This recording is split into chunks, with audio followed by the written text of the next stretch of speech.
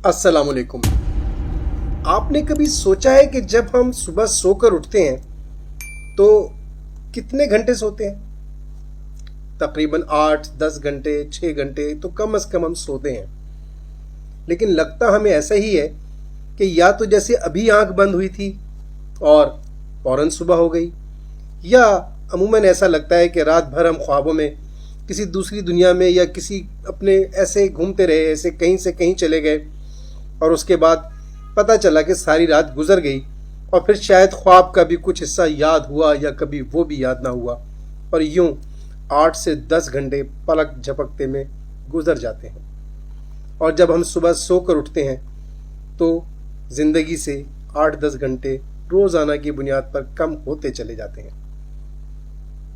एक नींद हम और सो रहे हैं।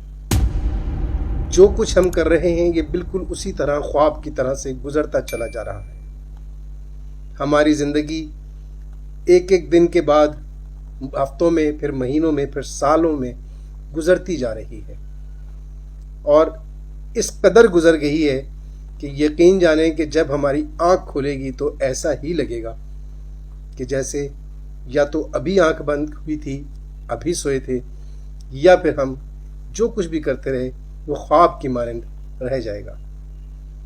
मौलाए मुश्किल कुशा मौला इमाम अली अलैहिस्सलाम नहजुल बलागा हिकमत 64 में फरमाते हैं, दुनिया वाले ऐसे सवारों की मानंद हैं जो सो रहे हैं और सफ़र जारी है।